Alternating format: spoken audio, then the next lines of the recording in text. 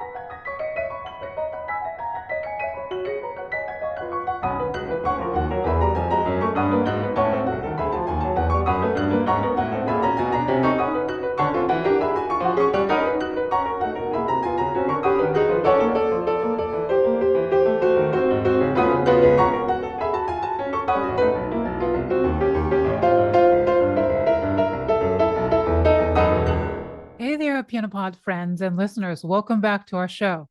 You are tuning in to the second episode of Season 5, and we are so thrilled to invite Steinway Artist, composer, educator, and host of the renowned radio show Between the Keys, none other than Jed Distler. The piece you just heard at the beginning of this episode is the second movement from Mr. Distler's work for two pianos titled Loose Changes, performed by the renowned piano duo Quattro. A big welcome to all of our first-time listeners and viewers. I am Yukimi Song, a classical pianist and educator based in New York City. Whether you are pursuing a piano career, working in the classical music industry, or simply passionate about piano music, this podcast is your backstage pass to the fascinating world of the piano. Let me give you a quick overview of the Piano Pod. In our bi-weekly episodes, we dive into captivating conversations with guests who are making waves in the classical music industry. Our mission is to build a vibrant community that embraces fresh ideas, ensuring classical music stays alive and meaningful in our ever-changing world. If you haven't already, please check out the introductory episode of Season 5 to get a sense of what's in store for this season. And don't forget to catch up on our previous seasons, available on your favorite podcast platforms or on our YouTube channel. Now, let me tell you a bit more about today's guest, Jed Distler. I have been a longtime admirer of his radio show Between the Keys for its insightful commentary on various piano recordings. What truly impresses me is Jed's ability to break down complex musical concepts in a way that's accessible to all listeners. I've also gained so much from the show's eclectic and diverse playlists, which span from classical staples to contemporary works in jazz. Last spring, I came across Jed's profile on Facebook, and I couldn't resist sending a friend request. And to my delight and to my surprise, Jed accepted my request right away, and soon after, he also became a listener of the Piano Pod. After several email exchanges, he graciously invited me to his home in Manhattan, and during my visit, I was warmly welcomed, not only by Jed, but also by one of his cats, Shubi. So cute. I had a chance to see the behind the scenes of his radio show, and I was amazed by his vast collection of CD albums and records sent by artists and recording companies. It was a delightful experience, capped off with a lovely meal, a true testament to his kindness and hospitality. Jed is a powerhouse in the music world. As a composer, pianist, and educator, he has earned acclaim for his brilliant transcriptions of jazz legends like Art Tatum and Bill Evans. His innovative piano recitals have premiered works by some of the most significant names in contemporary music. His creativity knows no bounds. Jed founded Composers Collaborative, which set a 2013 Guinness World Record for the largest keyboard ensemble, featuring one of his compositions performed on 175 electronic keyboards. In a groundbreaking performance, he became the first pianist to play all Thelonious Monk's works in a single 90-minute concert.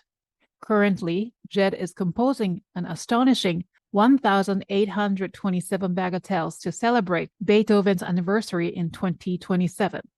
His solo piano CD, Fearless Monk, is a must-listen, and is recorded extensively for the high-resolution Superior Player piano by Steinway.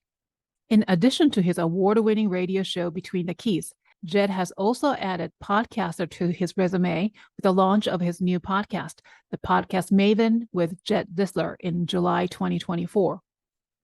So before we dive in, I want to take a moment to thank our amazing TPP fans and loyal listeners for your continued support. If you enjoy the show, please take a moment to rate and review it on your favorite podcast platform, because every rating review will help people find my show.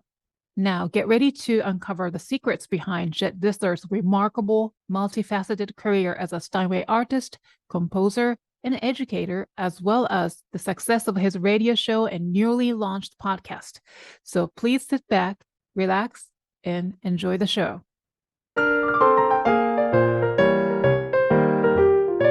You are listening to the Piano Pod, where we talk to the brightest minds in the industry about how they are bringing the piano into the future and thriving in a complex, ever-evolving world. Welcome to the Piano Pod, Jed. It's an absolute honor to have you. Thank you. Well, the honor is mine to be with you, and I am a big, big fan of the Piano Pod. Oh my goodness, I'm the biggest fan of your radio show from the Classic Network, Between the Keys. Thank you so much. I just produced my 480th episode. I can't believe it. Oh my goodness. Wow. Which means 500 is around the corner. We have to do something about that. Yes, you have to do something about it. And so, as I was researching your life and career, and you've done so much. You've being a composer and a pianist, but also you're the curator, producer.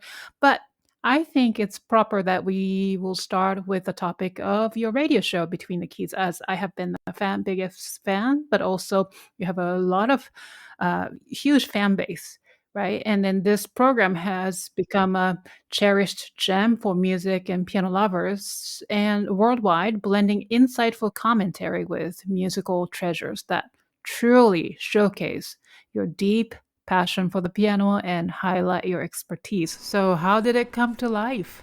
Oh, that's a really good question, as I would expect from you. It was a matter of serendipity.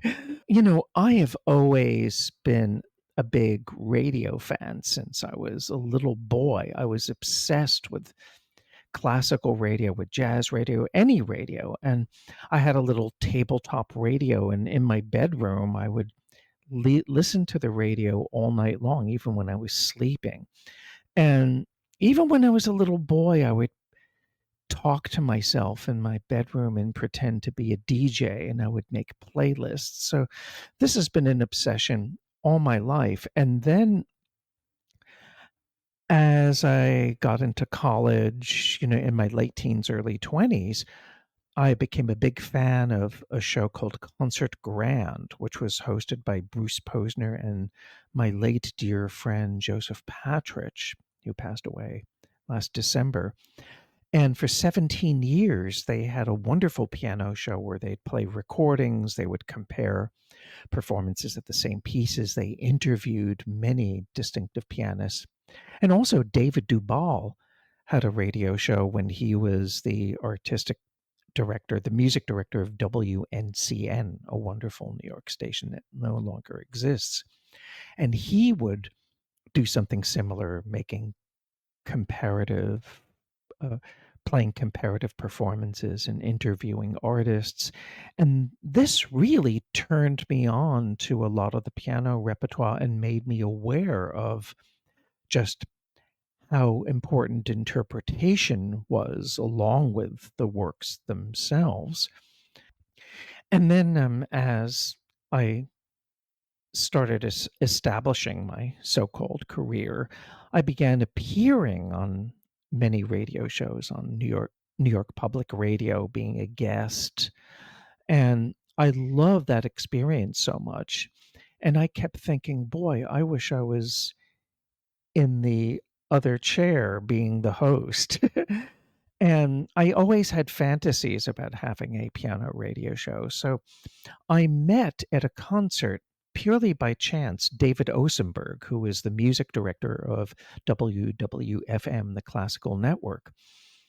And I just blatantly said to him, I've always wanted my own radio show. Is there any chance I could do something like that? I just blurted it out, with no rhyme or reason, because I'm like that. I'm very brash and direct and tactless, And David said, "Well, I've wanted to have you on as a guest, so why don't you come down to the station?" And I thought, okay, I'll be coming down and maybe we'll talk about my being a guest on his show, because he has a wonderful show called Cadenza where he interviews musicians all over the world. And he's one of the best interviewers ever. So I show up at the station, and instead of talking about his show, he and the general manager of the station start interviewing me and saying, "Well, what kind of show would you like to have?" And I thought, what? What is this? And I just started winging it. And I said, "Oh, I want to have a piano radio show where every week is different. Like one week I'll play all the Chopin etudes with one different pianist in each etude without repeating a pianist. Or then maybe the following week I'll have a composer like, oh, I don't know, Terry Riley or Elliott Carter. Even though he was dead, I could still ask Elliott Carter. Somebody have them be a guest DJ or put a playlist together." Or I was just, you know, winging it. And they said, that sounds like a good idea. Well, let's give you a show and we will also make you our artist in resident. Oh my goodness. And I Yeah. thought, whoa, this is all falling into my lap. It was all happening so fast. And so I quickly learned how to use their recording software, Adobe Audition, and I learned about the parameters of, within 58 minutes and 30 seconds, I can do whatever I want. But I do have to do some station identifications, every once in a while. So I thought, this is amazing that I have a show where I have complete freedom. At the same time, I really try to use the freedom responsibly. For instance, I'm not going to play 58 minutes of unlistenable 12-tone music, I'm not going to play the Ralph Shapey From variations, or maybe I will sometime. You never know. But to really, treat the show as have a mission and really do what I set out to do. And so I've put a lot of time and thought and effort into this over the years, and I've gotten a lot of good feedback and suggestions, and it's going to go into its 10th anniversary next year, which is kind of wonderful.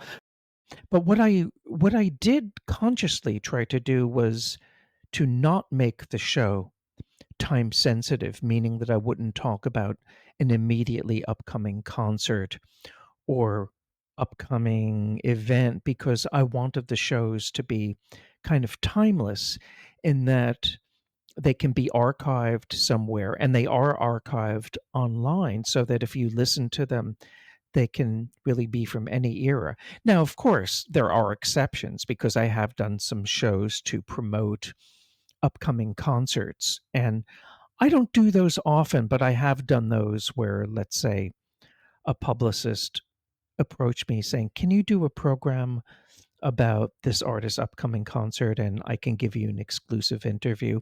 And I'm very happy to do that, because I'm happy to have the interview, so I don't feel like I'm compromising my integrity at all. Right. So each episode, is it more like a spontaneous process when it comes to like thinking about the theme, or is it well planned ahead?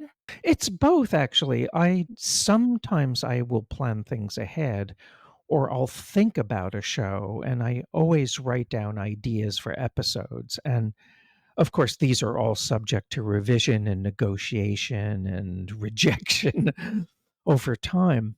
But I do plan these in advance, and I also try not to have similar kinds of shows in close proximity. For instance, if I do a program, let's say I talked about the ideal Chopin Opus 10 etudes, where I will play all 12 etudes with one pianist for each etude without repeating a pianist. I may do that one week, but I'm not going to do something similar the following week or even the next month, maybe. I may just take a couple of months in between that kind of programming.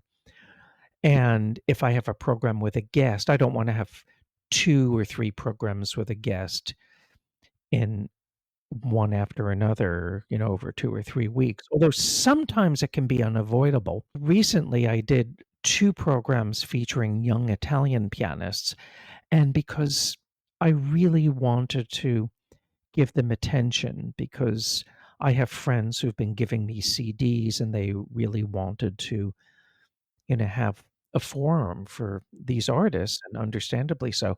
I thought, I'll just do 2 programs, part 1 and part 2, one week after the next, and I thought that was perfectly fine. I don't do that all the time. So I really try to strike a balance so that there's something for everyone. Um, at the end of July this year, I put on a show, one large scale work, which is a piece called 48 Variations for Two Pianos by John McGuire, which is, I think, one of the great minimalist masterpieces in the piano literature. And it's a mesmerizing kind of piece. And this is the kind of thing that ordinarily you'd never hear it on the radio. And it takes almost an entire program.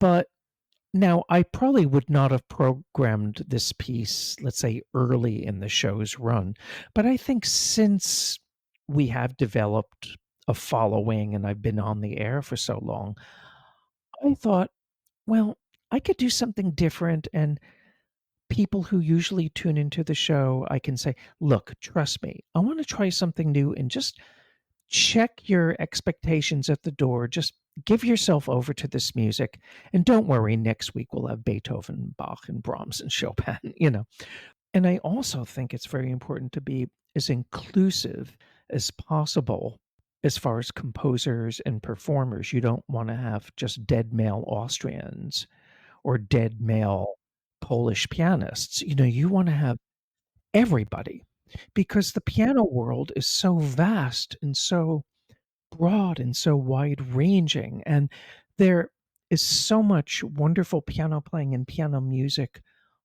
from all over the world, and I think it's important to represent it as best that I can.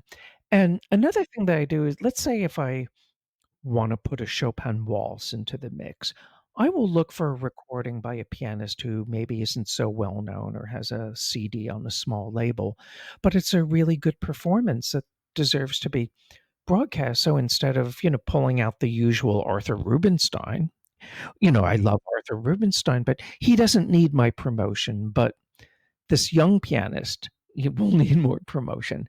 And David Duvall actually does this on his program, The Piano Matters. And I think that's a very noble thing, because, he's been involved with teaching and mentoring young pianists for a long time.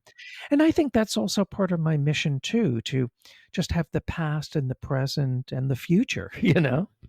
That's awesome. That's quite a progressive idea. Now, wh- what kind of feedback do you usually receive from listeners? Is there any particular feedback that touched you or surprised you, or how does this feedback influence the direction of the episodes, future episodes?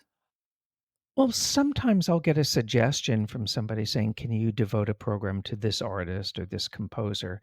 And I will usually consider that, or even if I don't do a whole episode, I will seriously consider, a piece of music.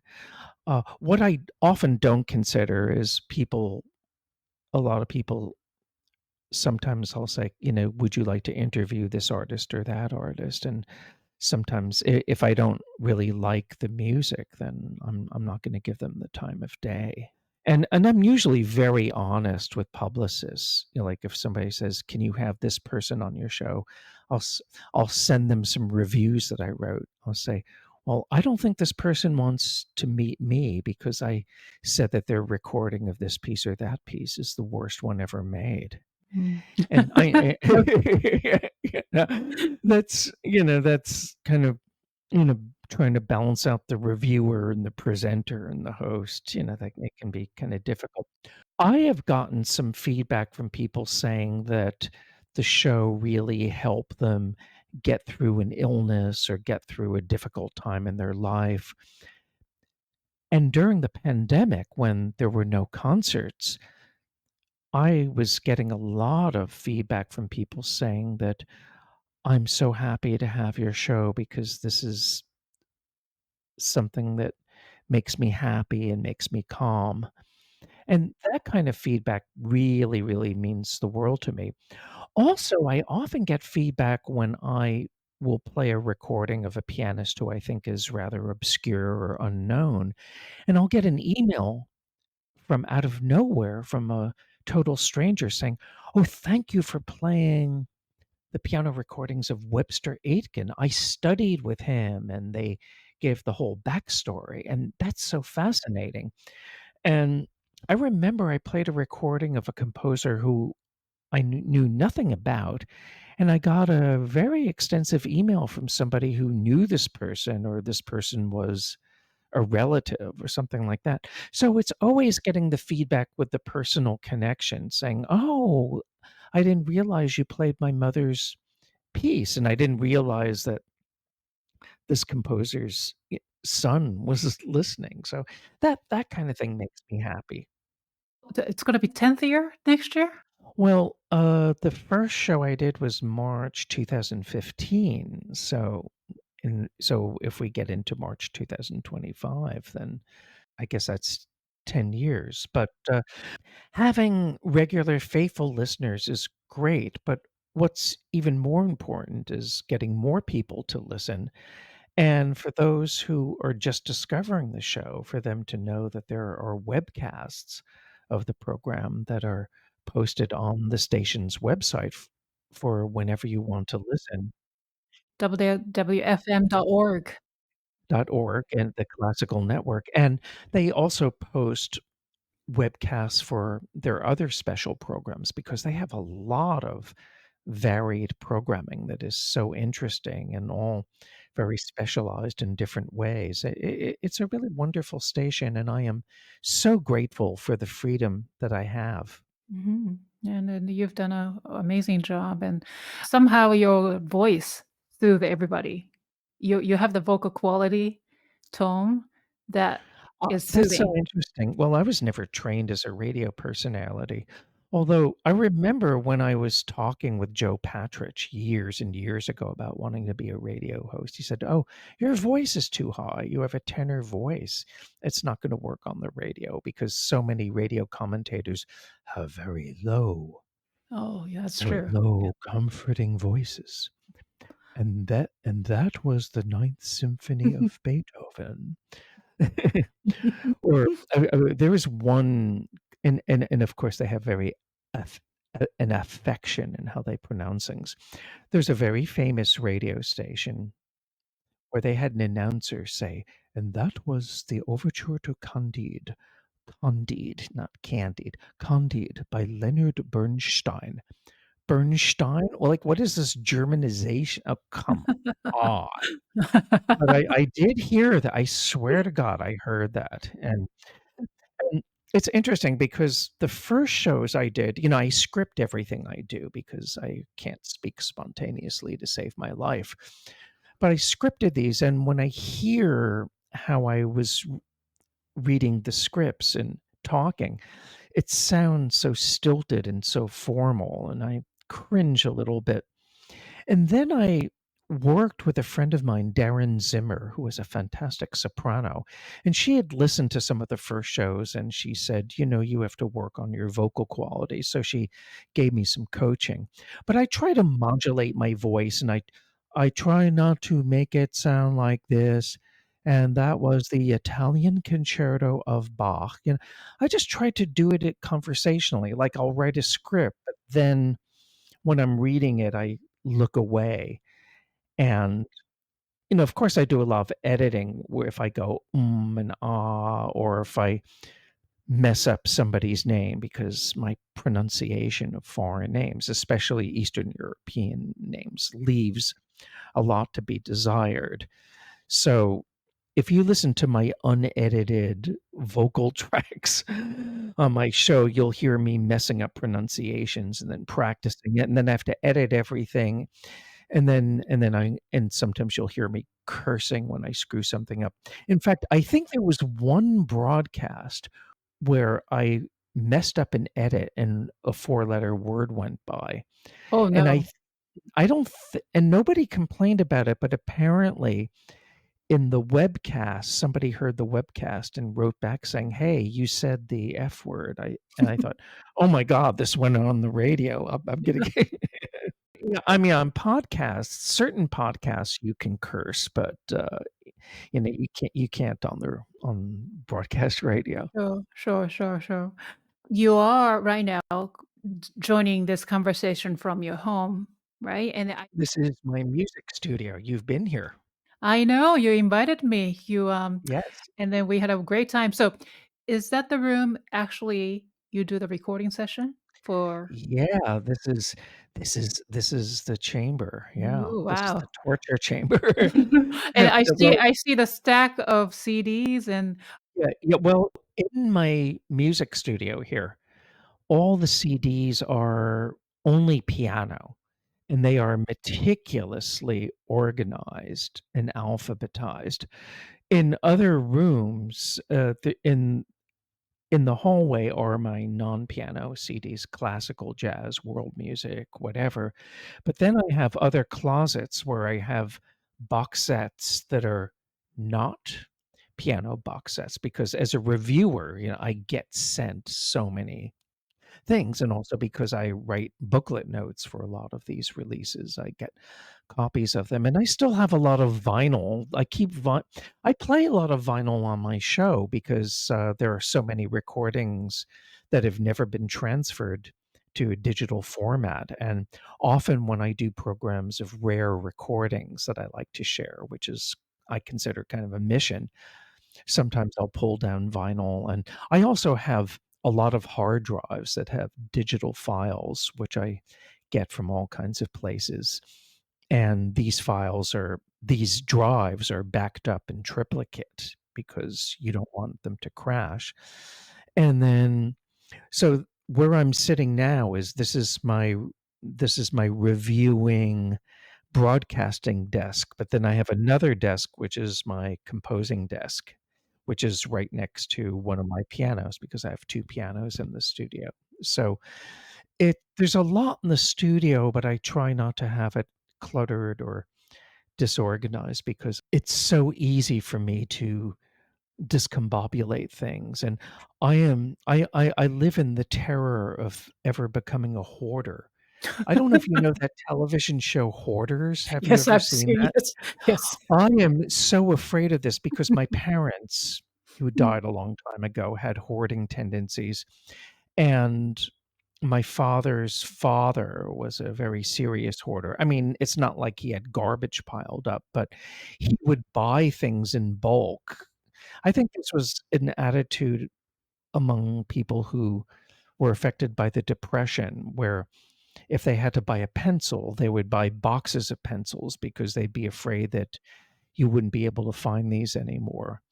And, they would have a pantry full of canned food that was there for years and years. And I've seen this a lot. And I'm a thrower outer, but I get so much mail every day that it's really hard to negotiate that, and sometimes things just, pile up, and so organization does not come naturally to me.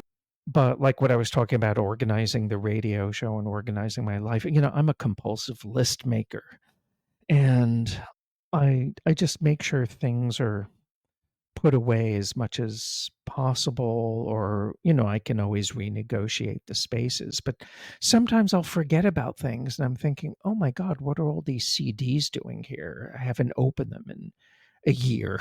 you know it's hard to keep track of all that, as you can imagine. Yeah, yeah, but it's a really fun room. I visit there, and then there are so many, and then you showed me this and that, different kinds of CDs. So speaking of, you know, with your charm and kindness, Jed, you're after all a music critic. So how can one make it onto your good list rather than the bad list? For me, I think I'm just always in pursuit of excellence. That's simply that, and I think artistic excellence is its own justification. Often, somebody will say, "I just recorded a CD of Schumann's Kreisleriana." How many recordings of Kreisleriana do we need in the world? Because there are only about 100,000 of them out there, and 954 are probably excellent. But I think excellence is its own reward, and whether one needs something or not, you have to just take each really case by case. And I'll give you a wonderful example of this. About Mm. 20 or so years ago, I received a recording on a small Polish label, actually not all that small, by a Polish pianist playing the Prokofiev Seventh Sonata, along with works of Scriabin and Rachmaninoff. And I thought, okay, I've never heard of this pianist, and this is a small label. And how many recordings of the Prokofiev Seventh Sonata do we need? And it was a knockout. It was one of the best performances of this piece I had ever heard, and I made comparisons with Maurizio Pollini and Sviatoslav Richter and Glenn Gould, and it yielded nothing to that. And you can say the same for so many other pieces of standard repertoire. Now, of course, when I'm reviewing something like this, you can't compare it to every previous recording because you'd go nuts. But I think that it's important as a critic to know the catalog, because you know something about performance practice and the evolution of styles. So if somebody's going to come out with a new cycle of Beethoven sonatas, I will make certain comparisons, but I won't compare it to every one. But I may say that this pianist is closer in style to the intimacy of Wilhelm Kempff than the more dynamic Arthur Schnabel version or people like that. I mean, these aren't the best examples, but at least you can provide a small context. And then if the performer does something that's kind of unique or interesting, you would mention that. But you have to talk about what the performance sounds like in the most clear and accurate yet entertaining words as possible. So I think for me, it's just the pursuit of excellence is what I look for. The pursuit of excellence is really everything. Mm. But specifically, do you look for in technical precision, emotional depth into one recording, or maybe perhaps, well, the pianist has to be excellent, but blend of everything, blending of those qualities, or Well, ideally, yes. I think that also with modern recordings, because the standard of engineering and also technical proficiency is so high that you really do have to judge the performer. One problem is because the technical standard is so high, it can be very difficult to ascertain the different levels of excellence, like what is more excellent than another. But but you want to have a combination of technical proficiency and musicality and emotional involvement and communication of musical meaning. And you do get that a lot, but because there's so much out there, sometimes it's to really try to find these. It can be difficult, but the truth is that there are more excellent recordings of classical music on the market at lower prices than at any other time in history. The catalog just abounds with wonderful releases. I mean, the standard is higher than ever before. Mm. So, what's the opposite end? What makes a recording fall flat, for example? It can be many things. It could be substandard engineering.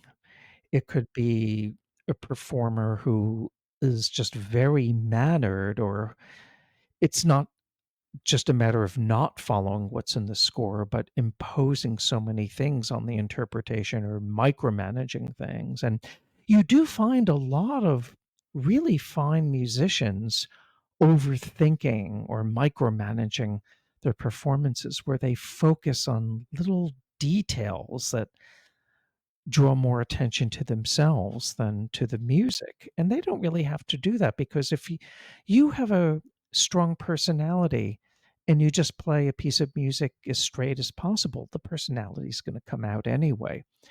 But there's a lot of micromanaging and a lot of performers behaving badly.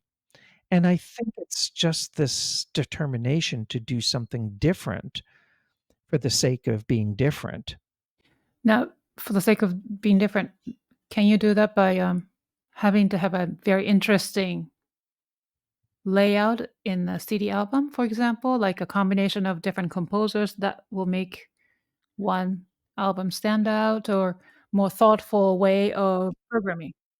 Oh, well, actually, that's a really good solution, because there are more and more pianists who are making CDs that are more like DJ sets, where they're mixing and matching pieces from all over the place. And I think that this is a very refreshing and interesting idea, because a good example of this is Yuja Wang, because most of her solo releases mix and match repertoire in really interesting and provocative ways. She is not one who's going to come out and record all the Chopin nocturnes, but she may record one or two nocturnes in conjunction with a Ligeti etude or a Philip Glass etude, and then another piece that you may think has nothing to do with it, but actually the program trajectory really works quite well. And she's done this both on record and in concert. And it's an interesting concept. And I think that this kind of thing can be very healthy as long as it's not gimmicky. If it's about the gimmick in and of itself, then there can be problems. But I think that this is one way how contemporary culture, like DJ culture, where you're mixing and matching things and making playlists, is having a positive impact. Really? And You I, think? I th- well, I think in terms of programming and coming up with unusual yet provocative and artistically valid ways of presenting the music, because if this is a good way to introduce the repertoire to listeners or performers, then it gets them into the music. And then there are pianists who do want to put out an all Schumann recital or do a cycle of pieces, and that's certainly very valid. But I think there's so many other ways of doing it, and in a way, I think these mix and match playlists parallel what I try to do with Between the Keys, because I don't always play complete works on Between the Keys, or if I'm focusing on a certain artist or I'm focusing on the genre, I'll break up pieces like this. But then every once in a while, I may do a show where I'll just have one or two large works. Like recently, I did a chamber music show focusing on the cellist Pablo Casals, and I had a complete Bach sonata with him and pianist Mieczysław Rzewski, and then a Beethoven sonata with Wilhelm Kempff. And this isn't the kind of program I do all the time, but I think you need you need both. They I think they complement one another. Wow. Interesting to hear that thought on music streaming services because I had a question. Well, let's get into the question. So, Sure. I thought you would be like totally, well, you can't say anti because technology is there and everybody listens to music from Spotify, Apple, and so on. So, but s- those giant companies, they provide literally unparalleled access to a vast array of music at your fingertips. And however, It's great. I yeah, love it. from a musician's point of view, given the dominance of these streaming giants, it's nearly impossible to avoid them if you want to reach a wide audience. But how do you see the trade-off between the accessibility and then the significant loss of revenue for artists? I'm I'm afraid I'm not really qualified to answer this question. No, no. Thank you for being honest, but I'm so happy to hear actually you're really for it. I feel that any way to get the music out there, either with a physical product or streaming or really any format or any future format that we haven't even thought about, I think is valid. And of course, there's always the question of how one pays for this. In fact, the record producer John Colshaw, who was one of the most important classical producers ever, and he was the one who produced the George Schulte ring cycle in the 60s, he predicted this kind of thing 50 years ago. He said that I won't be surprised if somebody just puts a credit card in a machine and then they get their music whenever they want to. It wasn't necessarily like streaming or a computer, but he realized that there were going to be future technologies. And I use all of these technologies in a very fluid and fluent kind of way. A good example of this is with streaming services. If I'm writing a review of, let's say, a new recording of the Beethoven Waldstein Sonata, and I need to make a very quick comparison, but I don't want to go through all of my shelves, or maybe I'm writing this review where I'm out of town and on my computer, and I don't have access to my physical files or physical CDs. I'll just go to Spotify and I'll do a search and I can check things. I can check how pianist X plays measure 25 versus piano Y. And that's a wonderful way to use that kind of technology. And for me, it's often I will use this to look for music or look for performances.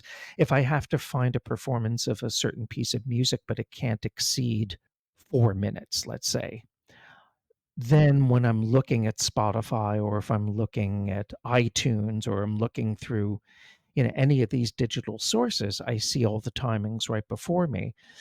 But I always use physical CDs or CD quality files for my broadcast because it's the best quality. And I like having the physical discs because you have the notes Mm. and you know Right, you right. have and I think as a collectible product, they really have a lot of value. And there are some record companies that really put a lot of care and consideration into the physical product. So you're getting a collector's item that where you can look at wonderful booklet notes and photos and sturdy binding, where it's really done in a very intelligent and respectful way. That's why I think a lot of these box sets coming out are so important, like these complete editions that, the big companies are putting out. For instance, I just got this.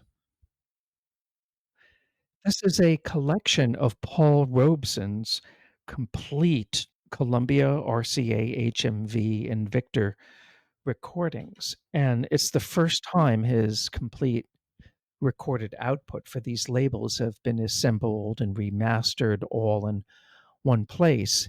And he was such an important cultural figure in America who's been all but forgotten, but he was incredible bass baritone who sang spirituals and traditional songs. He had an extraordinary voice. He and Fyodor Shaliapin were the greatest basses of their generations. And this assembles all of the recordings, but also the documentation could not be more thorough.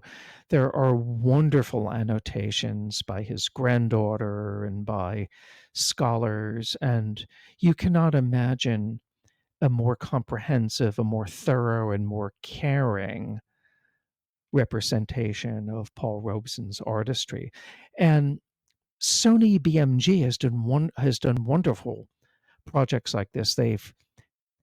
They've done some box sets containing the complete recorded rehearsals of Vladimir Horowitz leading up to his 1965 historic return and his 1966 follow-up concerts. And I wrote the notes to that box set. There's some other people who wrote notes too, but that was done in such a thorough and caring way where not only do you have all of the music and the conversation, but you also have the conversation written out, so you can follow it if you don't understand it. I think this represents the best of what physical products can offer. Of course, there's some box sets that are put together in a very slapdash, shoddy way too.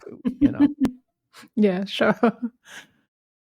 Before continuing this episode, we'd like to take a moment to highlight our sponsor, Keys to Success, whose support helps us make this episode possible. Are you ready to make a difference through music? Keys to Success is thrilled to announce our practice-a-thon. For only $25, you can become a vital key in bolstering classical music education. Just like a piano is complete with 88 keys, our mission is complete with supporters like you. By registering, you commit to practicing 1,000 minutes of music. Whether you're a novice or a seasoned performer, every minute contributes to something bigger. At Keys to Success, we're dedicated to bringing classical music opportunities to Newark and its surrounding suburban communities. Your $25 registration not only supports our mission, but also makes you an essential part of a movement that's changing the landscape of classical music education. Imagine this, your support could be the key that unlocks the potential of a young musician, offering them the chance to experience the transformative power of music. As members of the classical music community, your involvement sends a powerful message about the importance of nurturing the next generation. We're looking for classical musicians like you to amplify the importance of music education. Visit keysnewark.com to sign up and join a community that values the impact of every note.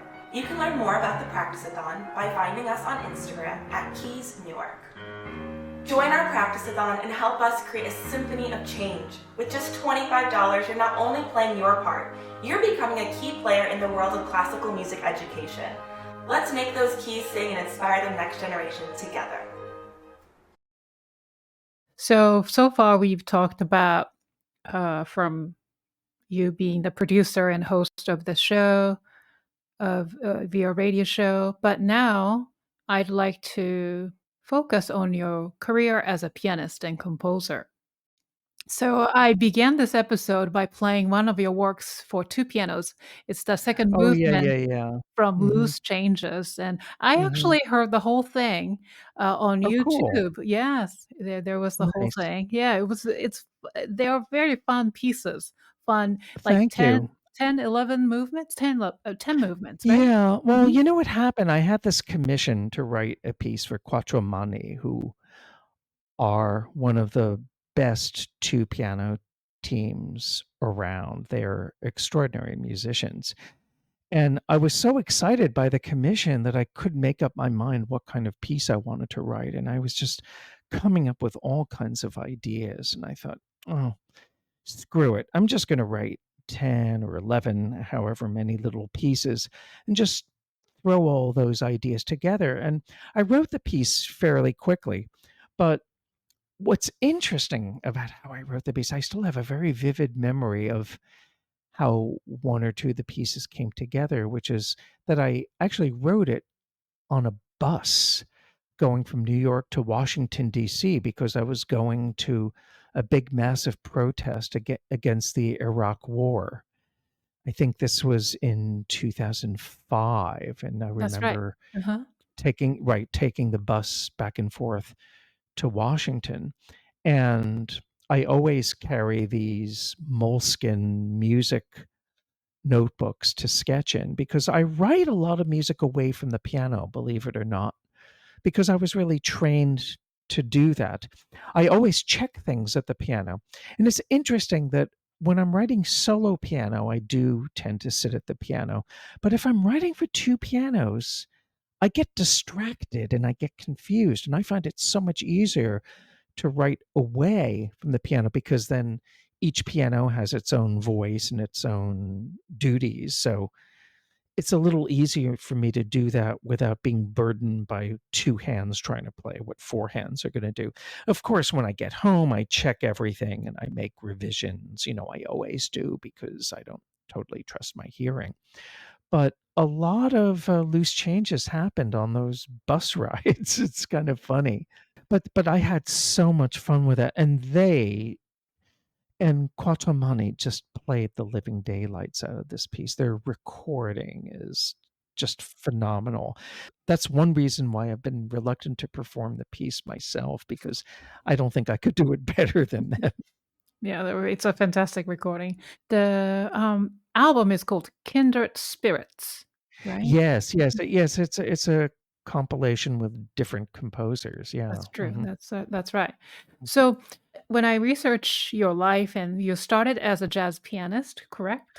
Yeah, oh yeah, I thought I was going to go into jazz. That was my I often say that it's a first language that I seldom speak, but when I speak it, when I have the opportunities, I have so much fun and I love it so much.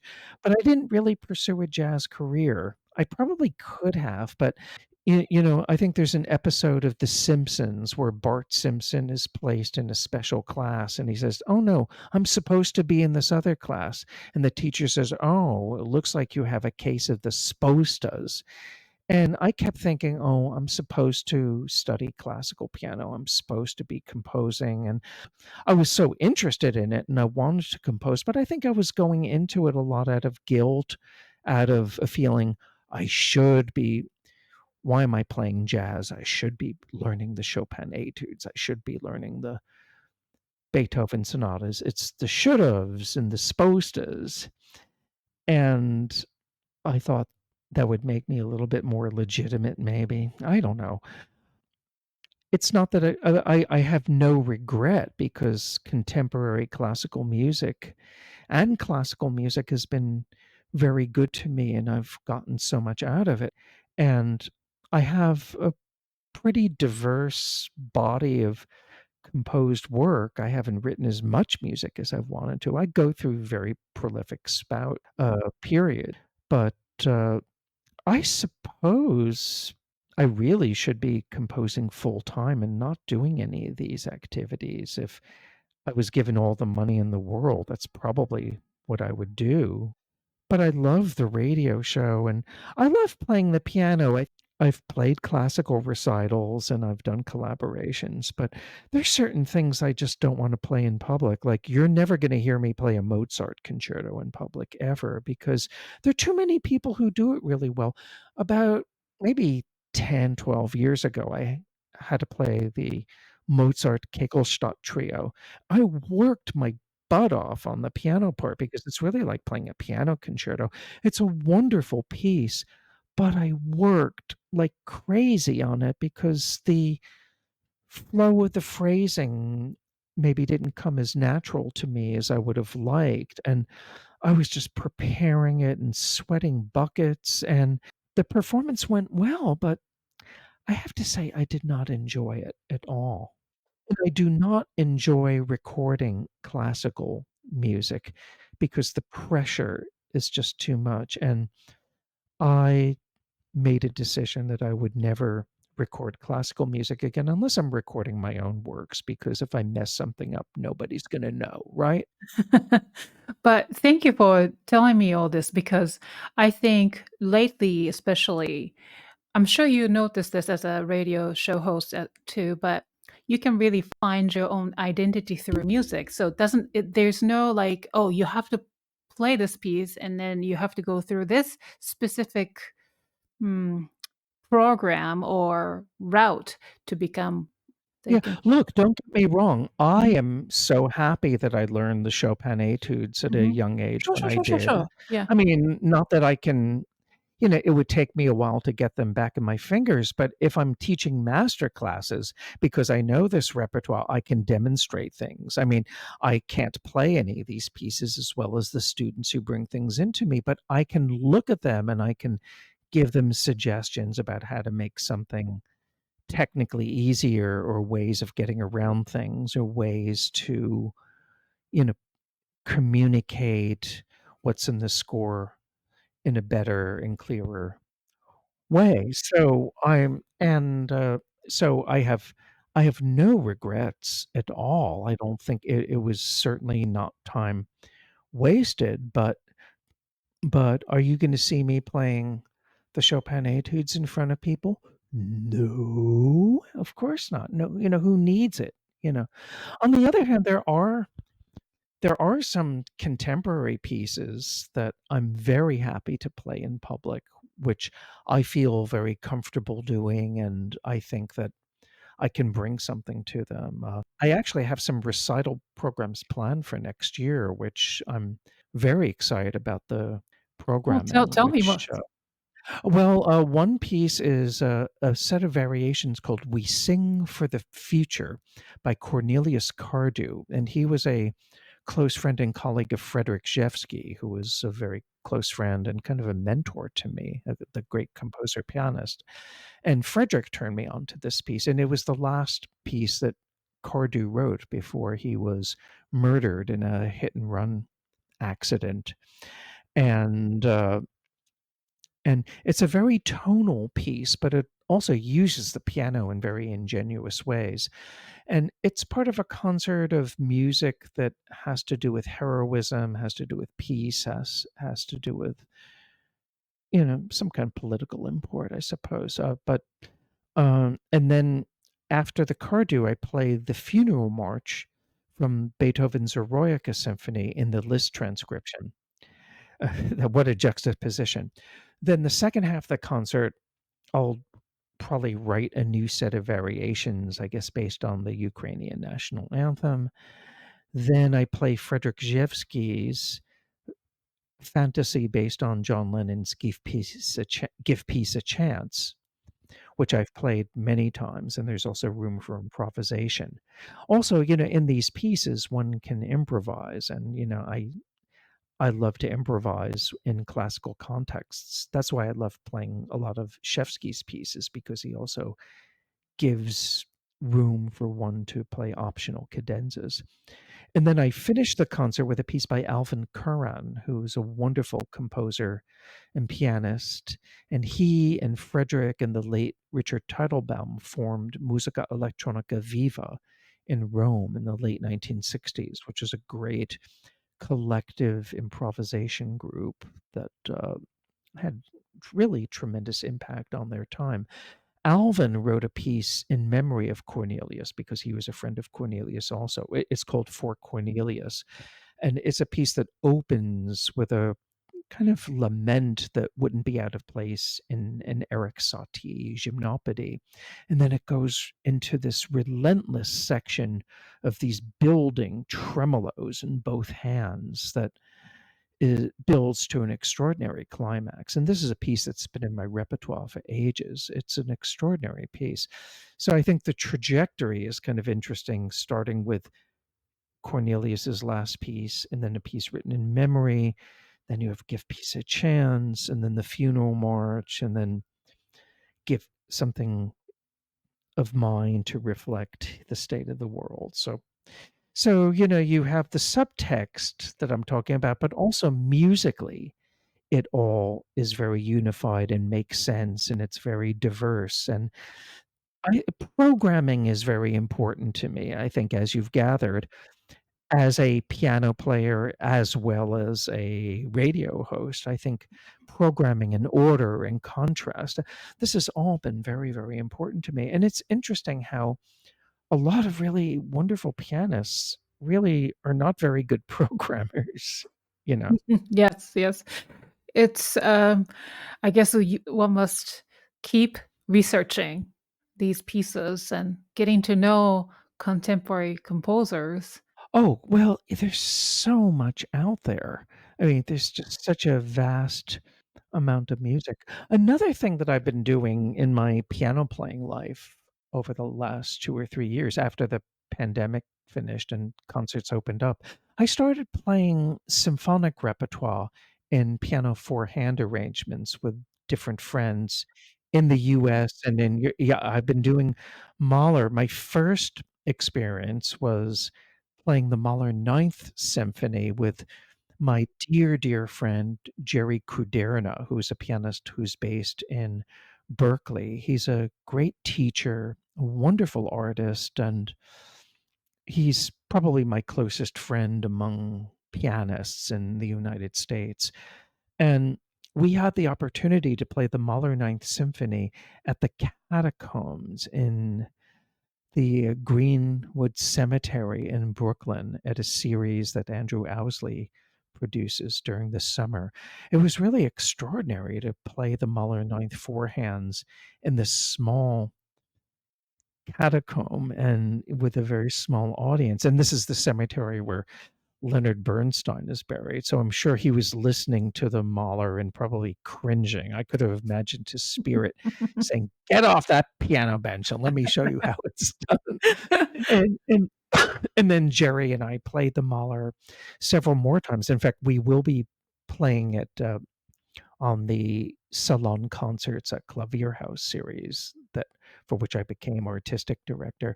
I also played the Mahler second last year in a benefit for Ukraine in London with the pianist Gabriele Baldacci. I played Mahler fifth in Milano with Massimo Giuseppe Bianchi. What a wonderful pianist. I've played the Mahler first in New York with Drew Peterson, who won the American Pianists Association Award in 2017. He's one of the most gifted pianists of his generation. And it's not official yet, but there looks like there's going to be a Mahler sixth in Helsinki in 2025. I hope, but I don't really know. I also played Shostakovich ninth with Peter Jablonski last year in Karlskrona, Sweden. And that was such a wonderful collaboration. And that is Shostakovich's own arrangement, and it works so well for the piano. Some of his other symphonies I don't think would be as effective on the piano, even though he did the arrangements. Like Symphony Number 11, I think relies so much on the orchestration and also the ambient atmosphere in a concert hall that it might be a little fatiguing to hear that. I don't know. It's kind of strange. You have to really, be selective. Some of these transcriptions really lend themselves to public performance. Certainly Shostakovich 9 does. Mahler 9 really works very well on piano. The Mahler first does, although you have endless tremolos, and I think this probably is served better by an orchestra, maybe. Mm. Are these transcribed by who? Different You? people. Okay. Bruno Walter did the Mahler first and second, and he was uh, Mahler's disciple, so that has a lot of validity to that. A lot of the others were done by like house arrangers because a lot of these music publishing companies had arrangers who were not really well-known musicians, but they made a living making transcriptions because this is what you had before you had radio and recordings. If you wanted to hear the new Brahms symphony, either you had to take a horse and buggy to Vienna, for 3 days, or otherwise you'd buy the four-hand arrangement. Actually, Brahms either did his own arrangements or supervised other people doing them, or you would play it yourself at home. And the piano, as you know, was the home entertainment center, from about 1840 something up until, the early 1930s. And I have a big collection of four-hand music. I love playing these things when I have my pianist friends over. I rope them into sight reading through Haydn quartets or Debussy, La Mer, or, whatever. And what I like about that is that it's fun and there's no professional pressure attached to that, although ironically, it's becoming a profession for me, so I do have the professional pressure. But at the same time, because they're transcriptions, like if you have some passages of ridiculously hard octaves, I'll usually leave stuff out because, hey, it's a transcription of a transcription or something.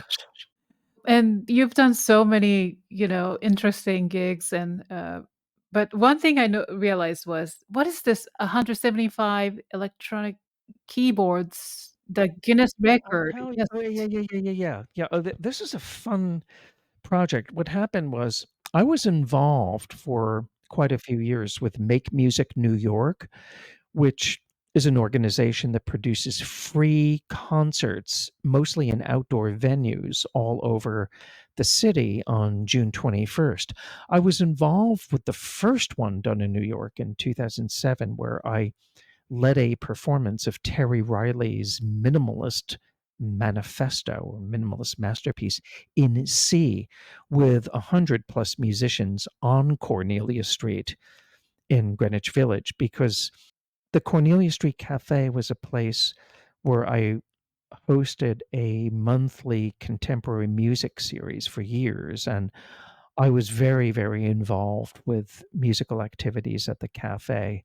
And the owner of the cafe, Robin Hirsch, who's a actor and writer, was very supportive of my musical activities. So when this opportunity came up with Make Music New York, I asked Robin, do you think we could do a big thing on the street? So we got permission from the city, and the other businesses, knew about this. So it was very, very successful. It was a lot of fun. And so for the next several years, my music nonprofit organization, Composers Collaborative, produced or either co-produced big events on the street on June 21st. So what happened is for June 21st, 2013, Make Music New York was interested in doing a multi-keyboard project where Yamaha would donate 175 or so keyboards, however many keyboards it would take to break the Guinness Book record of number of keyboards playing simultaneously. So they asked if I was interested in participating. So I thought, well, why don't I write a piece of music for this? So I wrote a piece called Broken Record, which was a piece that was more of an installation and a kind of environmental piece where there were written notes, but there were also gestures, like I would have blocks of time saying, like, from 2 minutes and 30 seconds to 4 minutes and 40 seconds, you just play arpeggios. And so I had all of these keyboards, and my wife, Maria Scarpini, who is a visual artist, arranged the look of the keyboards on the street. She did the scenography, where she made an outline of where to place the keyboards and also where to place the 5 conductors that I had. And she did this in a way where pedestrians could walk up and down the street and hear the piece from different perspectives, because things sounded very different from wherever you were on the street. Now, the thing is that we wouldn't have been able to qualify for the Guinness record unless we played a familiar composition. And who the hell knows Jed Distler's composition Broken Record? But everybody knows the Pachelbel canon, right? Yeah. Right, right. Yeah. So what did I do? I made an arrangement of the Pachelbel canon for 175 keyboards, and we Oh my, opened with that. wow. Wow, I can't Now imagine. oh, well, there's if you go on YouTube, you'll find a video of this. It's really kind of amusing. I'll send you a link to it. It was a lot of fun, but it was also a lot of hard work.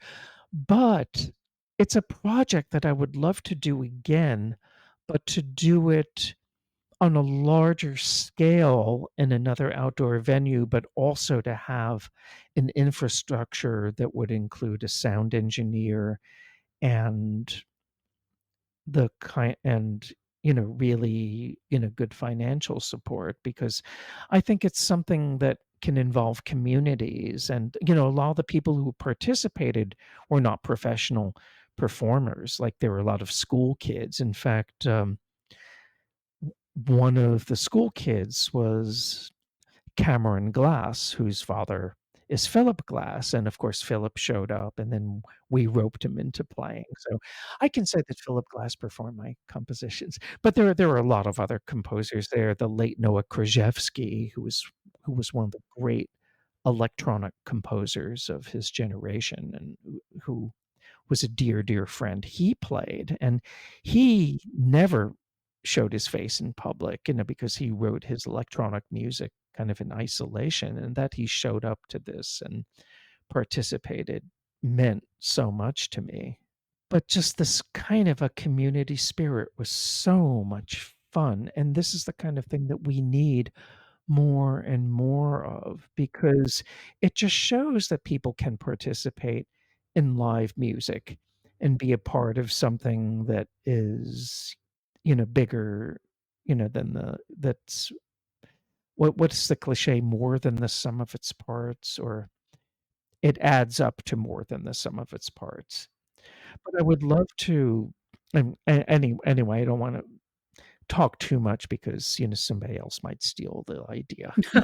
That's But I do have some ideas for venues and sites where I think this can really work, and I would love to do it again.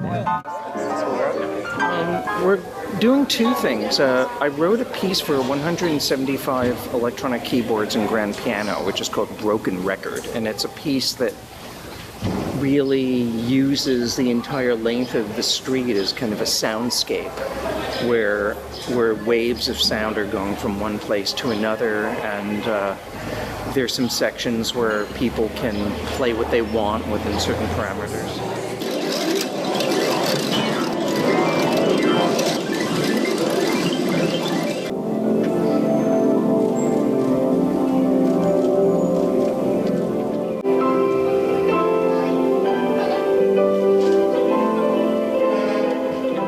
another project you are working on, which is the 1827 Bagatelles project. Oh yeah, I'm composing 1,827 piano bagatelles for the Beethoven death anniversary. And each bagatelle is dedicated to a different pianist, musician, friend, or somebody involved in this. You are in my database of Me? by the way. Oh yeah, of course. Oh, You're one all of the right. recent entries. Oh my goodness, that's Of an honor. course. So some of these have been performed. I'm about a third way through, but the thing is like some of the bagatelles are only like 5 seconds, 6 seconds long, and they're all very stylistically diverse. Also because, I'm constantly sketching things and tossing the sketches away, but I keep everything, although they're all filed. Again, it's that hoarder tendency, or tendency not to hoard.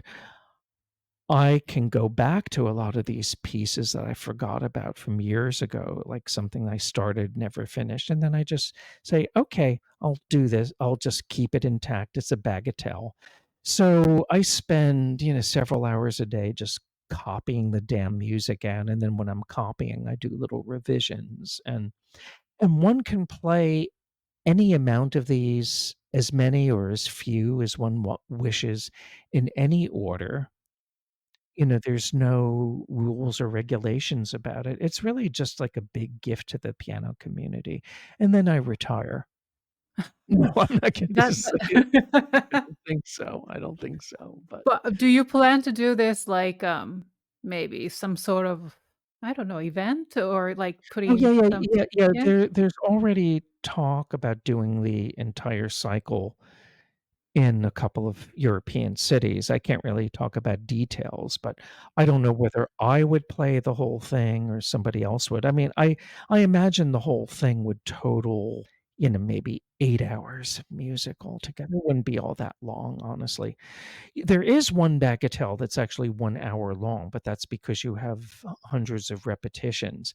And that was actually written for a friend of mine, Nicola Orvat, a really fantastic pianist who plays Satie's Vexations by himself. I don't know how he does that. He does 24 hours or so playing straight through. I don't know how he does that, but so that's kind of dedicated to him. But you know, we'll see what happens. I mean, I'm open to suggestions. I'm open to funding. I'm open to. Oh, and we should talk about my podcast, shouldn't we? Oh, sure. Let's talk about it. So you just gave a birth to a podcast show. Yes, and It- I have to thank you for helping me set it up and for all of your support and your ideas and feedback because I wouldn't have been able to do this without you. But it's called the Piano Maven with Jed Distler. And it's a very simple premise where I talk about piano recordings. There isn't any music because you have to deal with getting rights if you have music in a podcast format. Whereas on my radio show with webcasts, you can't download those, although I'm sure people can find ways to do that illegally. But the radio is a very different thing. So, but what I do is I discuss recordings. However, I provide links to how you can access the recordings, purchase them, or hear them in authorized YouTube sites. In fact, I've been getting a lot of feedback from listeners who've discovered the podcast through YouTube, and they send comments and they're very supportive and interesting.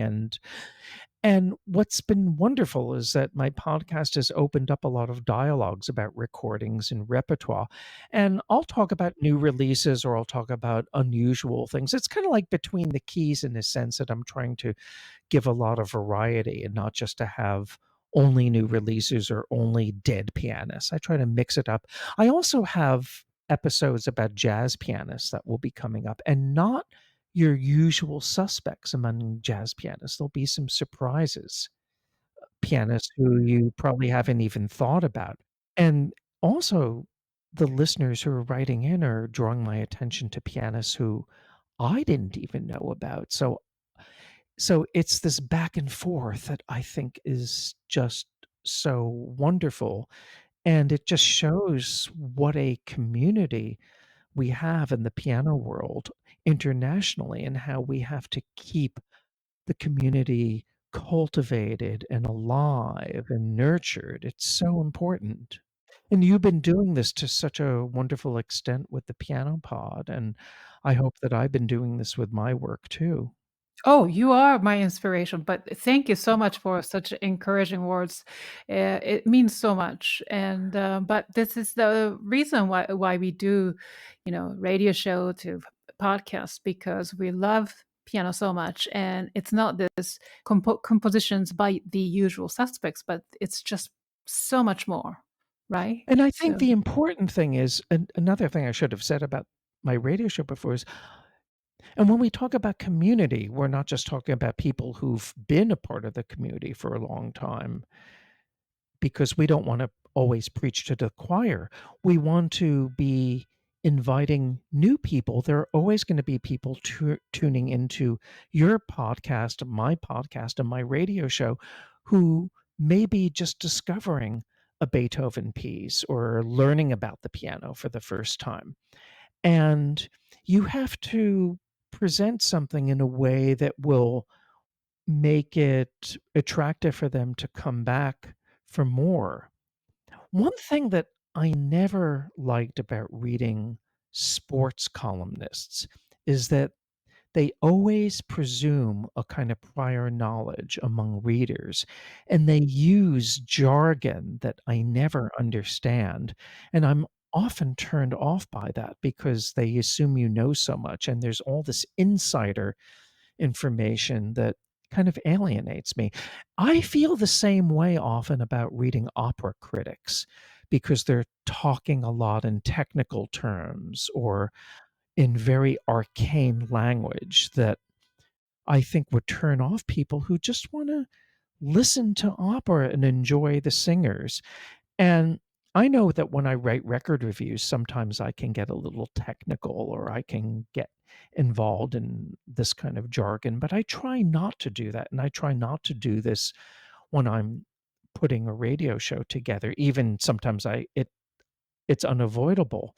But you want to invite somebody who may not know about this and to give them information, but make them want to learn more, and then, they can discover, all this on their own. Yeah, yeah, yeah. But where does that big heart come from? My parents, Mm. I had very loving, supportive parents, and I had 3 younger brothers, and we were raised to be kind and to be civil. We didn't always have to like one another all the time in the house, but respect and civility were always important, and there was always a sense of support and generosity from my parents, even if we didn't always share the same loves. Like, my father was not artistic at all. He was really into sports. I wasn't into sports, but his sense of right and wrong, his feeling of being protective of those he loved, and his authenticity and how he related so naturally with people is something that I've tried to emulate. I don't know if I do it successfully, but my mother was a teacher and a poet and somebody who was just very open and curious about all of the arts.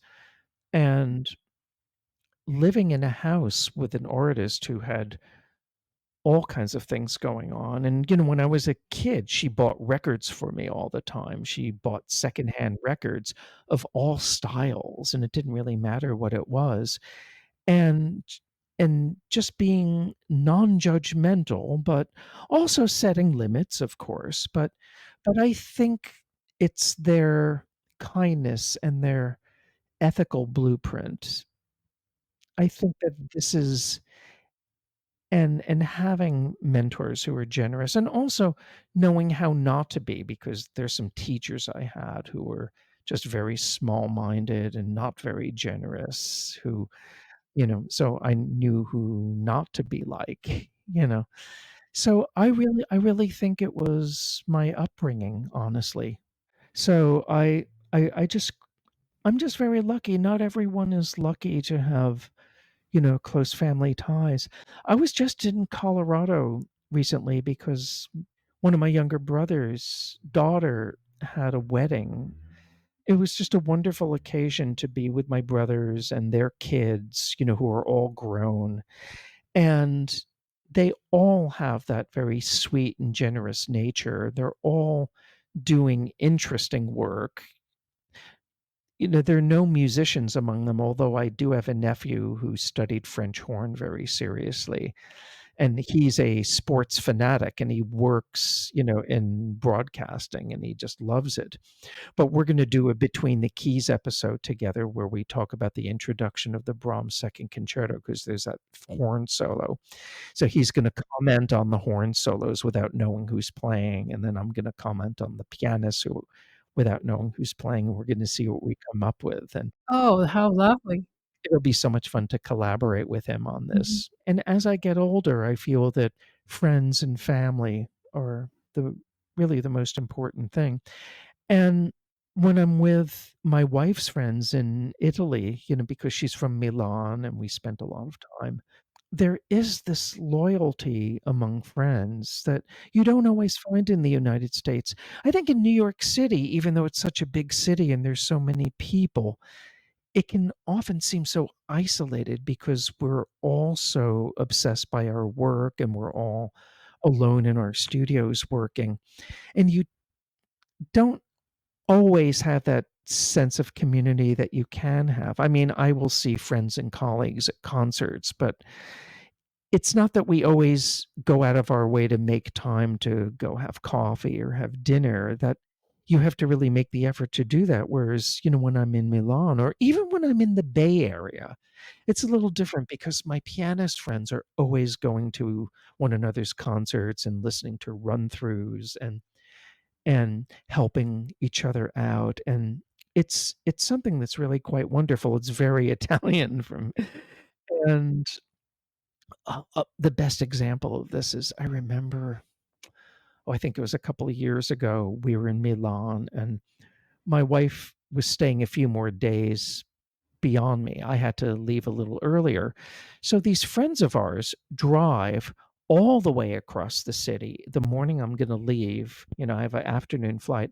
They drive over in the morning, just have coffee with us, just to say hi and goodbye. Does that ever happen in New York City? I don't think so. Rarely. I mean, this will happen in a small town somewhere. And, these are people who I'm very fond with, but these are, old friends of Mima's, of my wife's, and, I've, come to know them and I'm very fond of them, but, but they're busy people, they don't have to do this, but this is what happens all the time.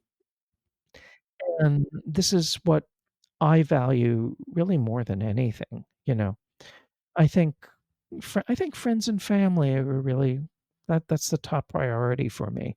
I can always make music. I can always do my musical projects, but you can't get another family.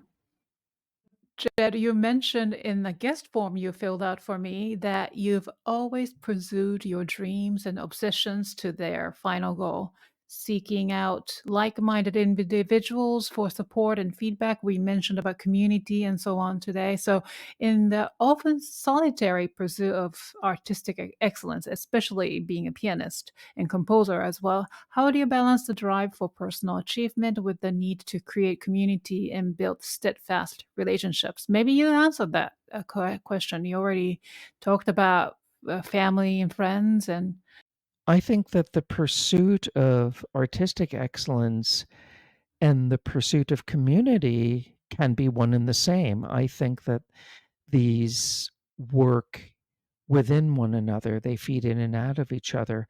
It's a very natural kind of thing because so much of what is done artistically is community oriented in terms of having a team working together.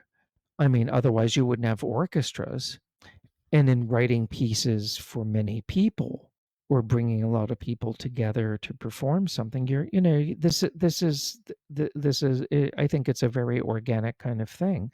If you think about what Bach did in composing his passions and his cantatas, these were pieces that were written not just for performers, but for the members of the congregation because they would sing the chorales. They were very much a part of this. So this is something that is not a new idea. Hmm. And the last question would be, what is your thought on our gift or maybe duty as classical musicians to society? Oh, that's a tough question. We have to remember that in classical music, we are in a service industry. We are serving the composers. We are bringing the music to the public. And we do this through performing, through hosting radio shows, through presenting, through curating, through artistic directing.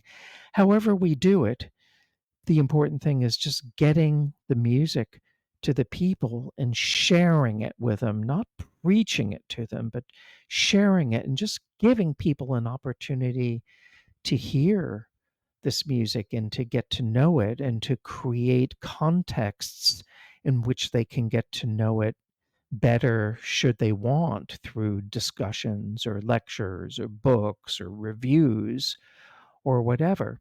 So Oh, totally. Beautiful. Thank you. Beautifully said.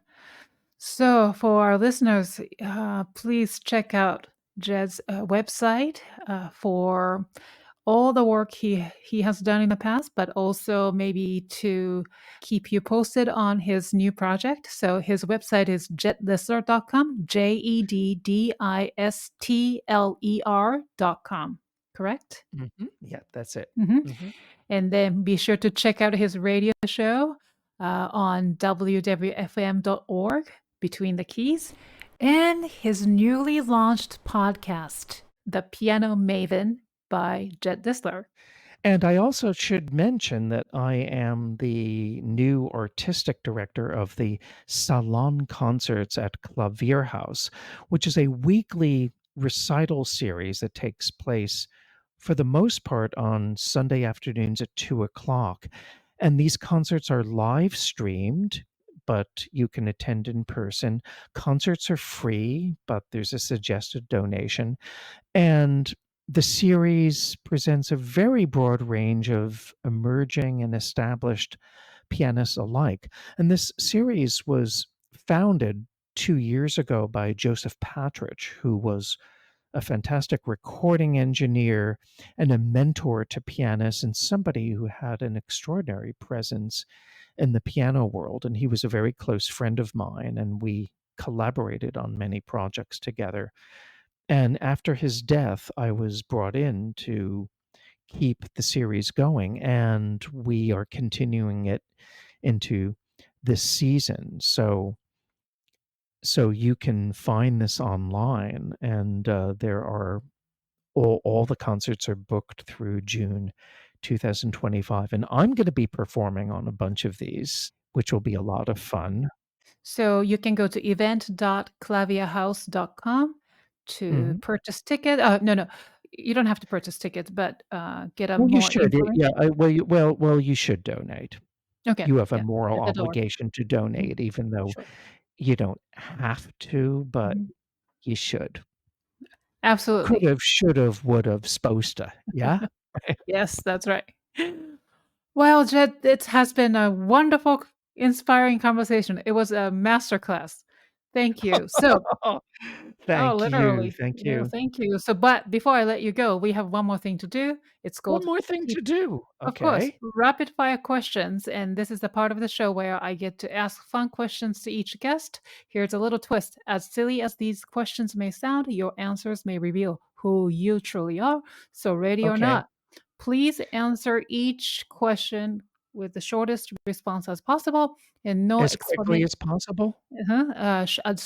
As short as possible. The quick, Okay. man, you can take your time to think a little bit, but and Or no like explanation. three or four words. Sure, sure, yeah, yeah. Okay. Yeah, Well, one word. Yeah, it depends on the question. But okay. question one, question number one: what is your comfort food? My homemade meatballs from chicken. How do you like your coffee in the morning? Black strong. Cats or dogs? Cats. Yes, I met one of your cats, You met Shuby. Shuby. Mm, Pablo, I don't think you met, but you met yeah. Shuby. So sweet. Mm. And next question is sunrise or sunset? Sunrise. Summer or winter? It's hard to say. It depends on which country. I would say summer. Next question is a little bit more difficult. What skill have you always wanted to learn but haven't had a chance to? Diving. Ooh. What is your word or words to live by? Be yourself. Hmm, good one. What is the most important quality you look for in other people? Authenticity and kindness. Name three people who inspire you, living or dead. My wife, Maria Scarpini.